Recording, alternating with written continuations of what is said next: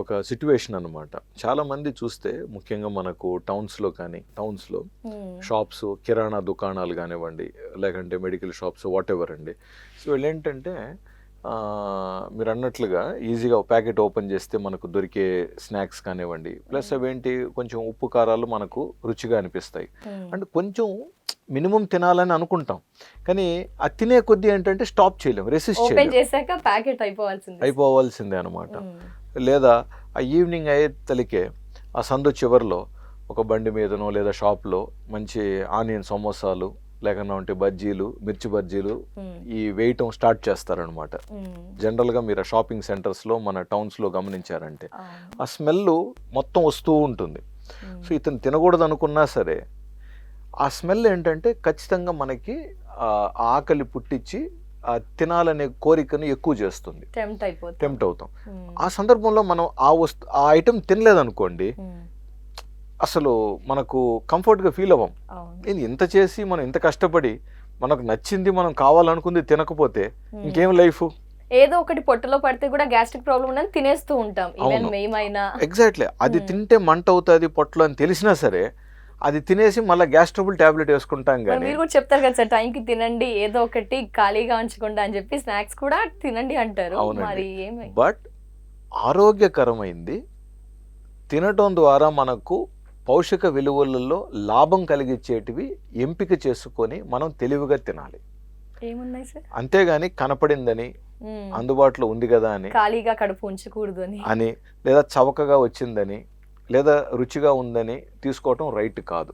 ఇది తీసుకోవడం కూడా ఈజీగా ఉంటుంది సార్, ఎక్కువగా టైం స్పెండ్ చేయాల్సిన అవసరం లేదు, వెళ్ళి తెచ్చేసుకోవడం ఈజీగా అందుబాటులో ఉన్నాయి. సరే అండి, ఇక్కడ ఇప్పుడు ఉదాహరణకి మనకు ఈ 2023 సంవత్సరం మిల్లెట్ సంవత్సరంగా కూడా గుర్తింపబడింది. సో మనకు రకరకాల చిరుధాన్యాలు ఉన్నాయి.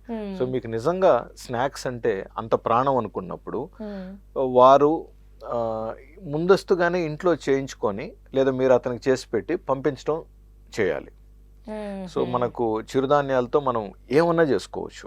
చిరుధాన్యాలతో ఇప్పుడు మనం మురుకులు చేయొచ్చు, పకోడీలు చేయొచ్చు కావాలంటే. అఫ్ కోర్స్ ఆయిల్ ఉంటుందని మనం అనుకుంటాం కానీ బట్ స్టిల్ ఏం చేయొచ్చు అనేది చెప్తున్నా. బట్ ఎంత లిమిటెడ్ క్వాంటిటీలో, ఎందుకంటే కొలెస్ట్రాల్ ప్రాబ్లం ఉంది, ఓవర్ వెయిట్ ఉన్నప్పుడు ఆయిల్ లేకుండా చేయటం అనేది కూడా మళ్ళీ ఇంపార్టెంట్.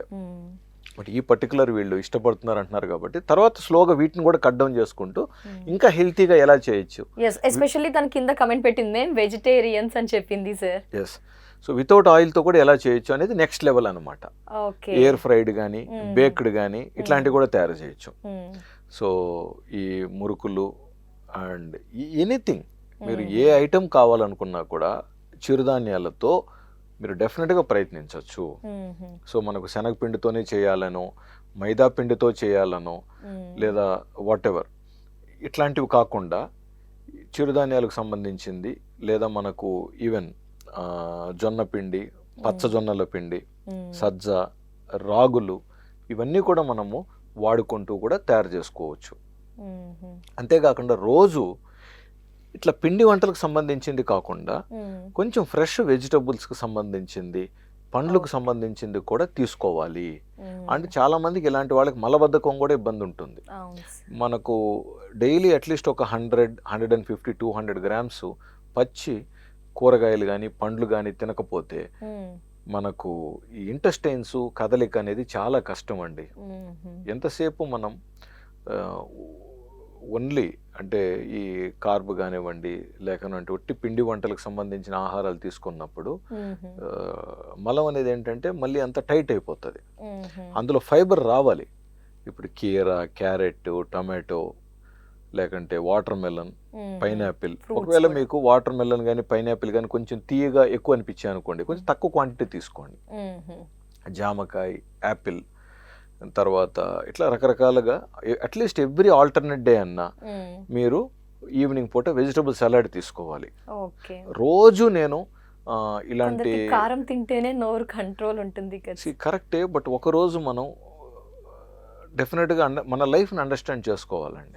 ఇప్పుడు ఒక 60-65 ఏజ్ దాటిన తర్వాత ఎంతైనా కూడా మన బాడీ మనకి ఏమి పర్మిట్ చేస్తుంది, మన బాడీ మనకి ఏం పర్మిషన్ ఇస్తుందో మనం అండర్స్టాండ్ చేసుకొని ఆ పర్మిషన్ తగ్గట్టుగా మనం తీసుకున్నాం అనుకోండి, రోగ నివారణకి మనము అర్హులవుతాం.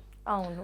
మనము తెలిసినప్పటికీ కూడా దాన్ని ఇగ్నోర్ చేసి మన బాడీని మనం కష్టపెట్టామనుకోండి, ఒక స్టేజ్ తర్వాత అది గివప్ చేసేస్తుంది.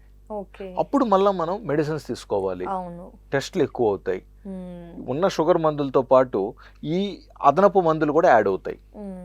అవసరం దానికంటే ముందే అంటే ఇంకొక 2-3 ఇయర్స్లో ఏమవుతుంది, 70 ఏజ్ దాటుతాం. ఇంకొక 4-5 ఇయర్స్ 75 టచ్ అవుతాం. 75 తర్వాత మన పనులు మనం చేసుకుంటూ ఆరోగ్యంగా బాగుండాలంటే అంతకు ఒక 10 ఇయర్స్ ముందు నుంచి ఆరోగ్య విధాన సూత్రాలు ఆచరించిన వాళ్ళే 75 to 90-95 హ్యాపీగా ఇండిపెండెంట్గా ఉండగలుగుతారు.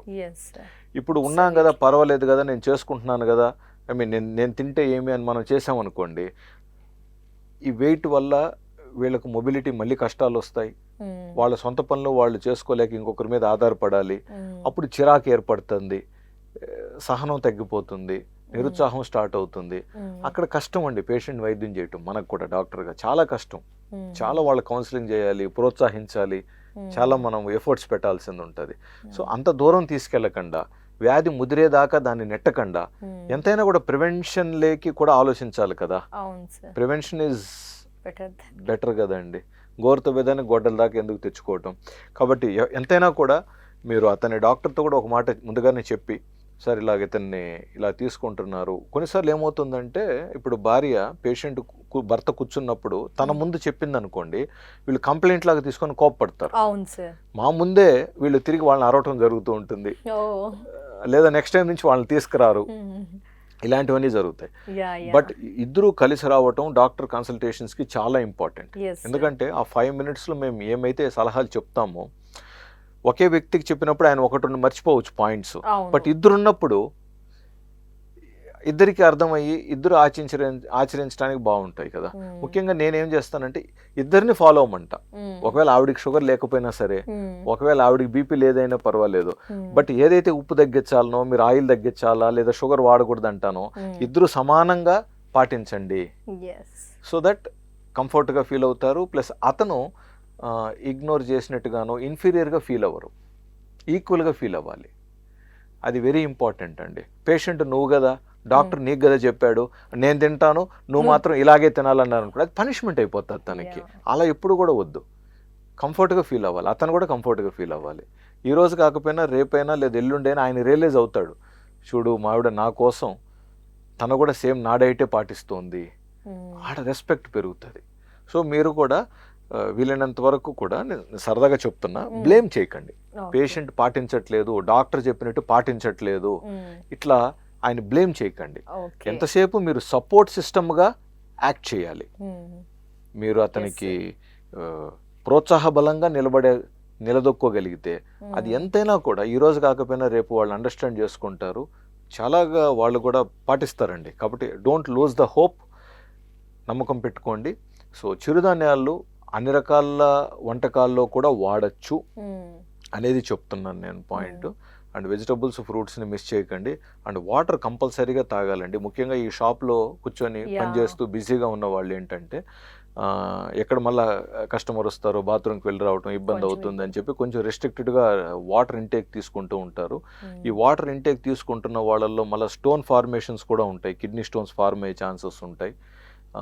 యూరిన్ కూడా యాసిడిక్ మీడియంలో ఉంటుంది. సో వాటర్ బాగా తీసుకొని మంచి ఆహారం తీసుకుంటున్నప్పుడు యూరిన్ కూడా డైల్యూట్గా బాగా వస్తుంది. కాబట్టి మినిమం 3 liters వరకు మనం వాటర్ తీసుకోవాలని చెప్తూ ఉంటాము.